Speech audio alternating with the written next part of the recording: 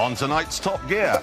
Perhaps inspired by his mother, in 2002, Jeremy Clarkson recreated Top Gear into a new type of show. In 5 years, it went from just getting by to being the largest car show in the world.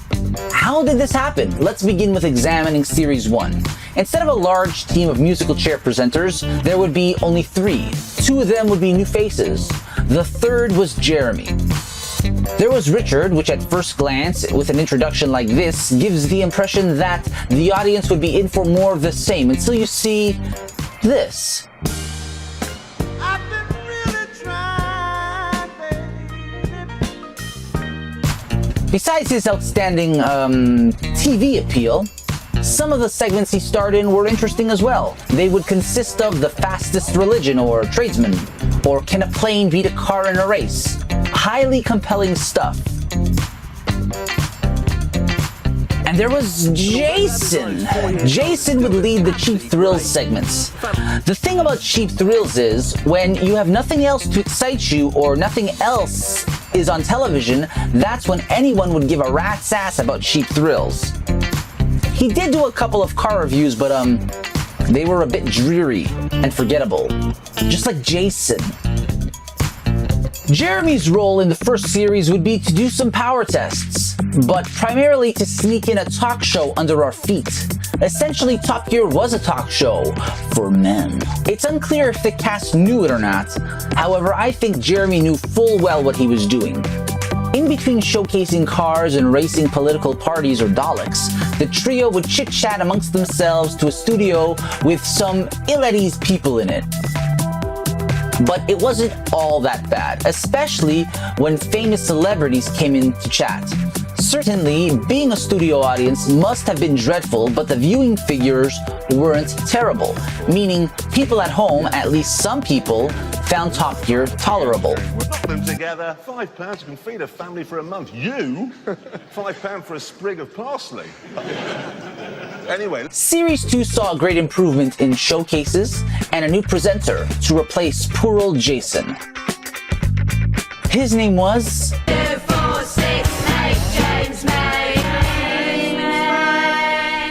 However, the studio audience was still relatively small and being fluffed up by staff, and some were being paid to stay.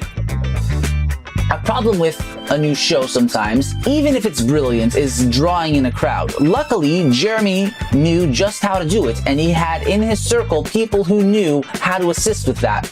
The next few series consisted of the same format, and viewing figures were steady. But steady and regular isn't something Jeremy or Andy would allow. They began thinking up ways to stir the pot. The best way to do this is outrage and scandal.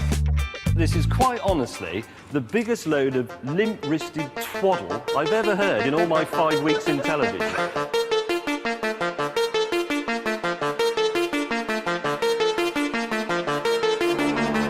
In 2006, an episode aired involving the trio traveling between Miami and New Orleans. Very popular with murderers. It was arguably the first special.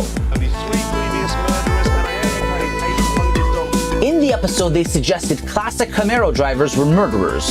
They wrangled up a dead cow to eat, dropping it from the roof of one of their cars, and they insulted a backwater community after provoking them with slogans painted on the side of their vehicles. Presumably, they had no idea that the small town of Alabamonians would toss rocks and chase them out. Presumably. The team was seeking a way to make headlines, and they did. But they were just getting started. What would make more headlines than an accident?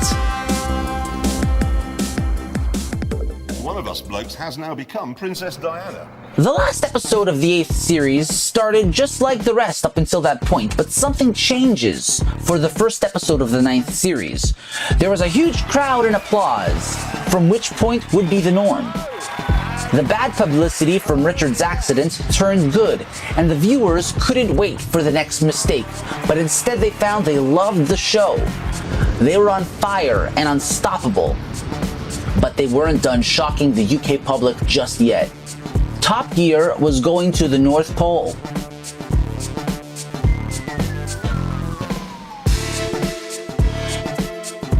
The trio set off to the Yukon because they planned their most daring challenge yet. They would race a sledge against a pickup truck to the North Pole. This would be their first episode filmed and released in HD. When they made it, it was an astounding achievement. But again, it wasn't enough. You might be wondering, what was so outrageous about taking a car to the North Pole?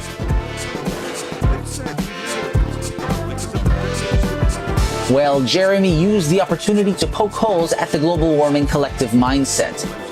An opinion he would later change. Truth is, it doesn't appear to have even scratched the surface. Traveling to the North Pole was a great victory for Top Gear. Top Gear was never satisfied, however.